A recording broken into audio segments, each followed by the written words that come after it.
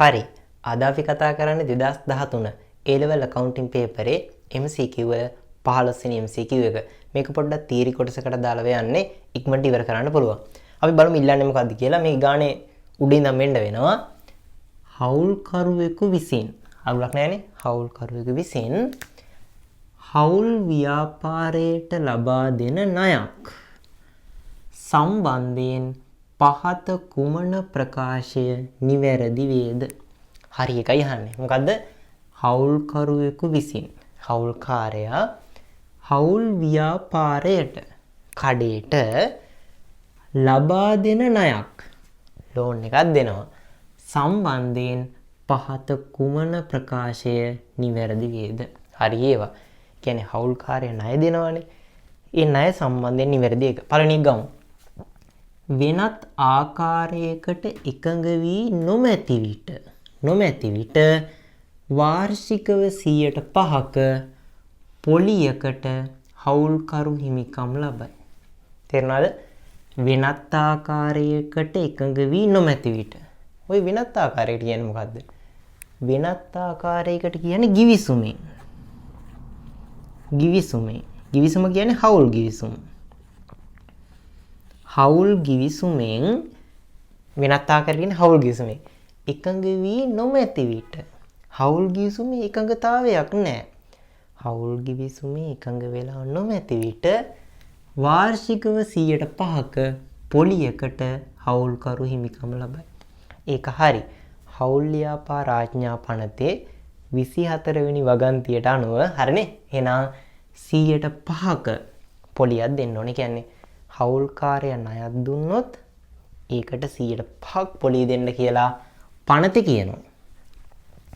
ගිවිසුමේ නොමැති විට පනතෙන් කියනවා 105ක් දෙන්න කියලා. එහෙනම් මේක හරි.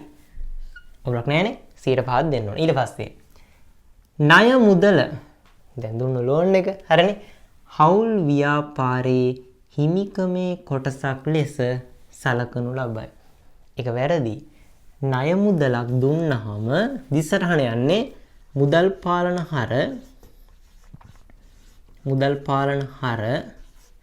ගෙවී යුතු ණය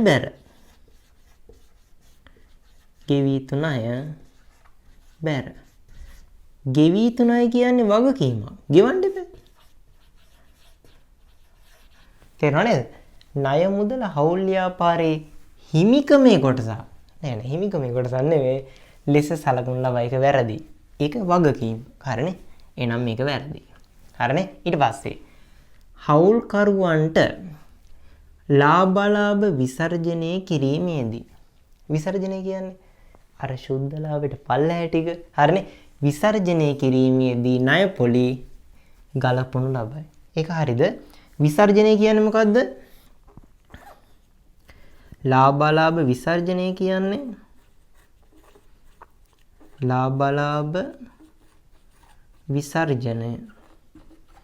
ලාභ විසර්ජනය කියන්නේ සුද්ධ ලාභය එනවනේ.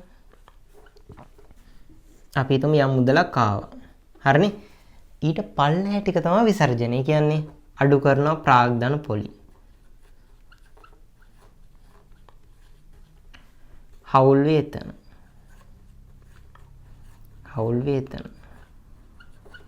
ඊට පස්සේ ලාභ කොටස්. මෙන්න මේ ටිකට තමයි විසර්ජනය කියන්නේ. විසර්ජනය.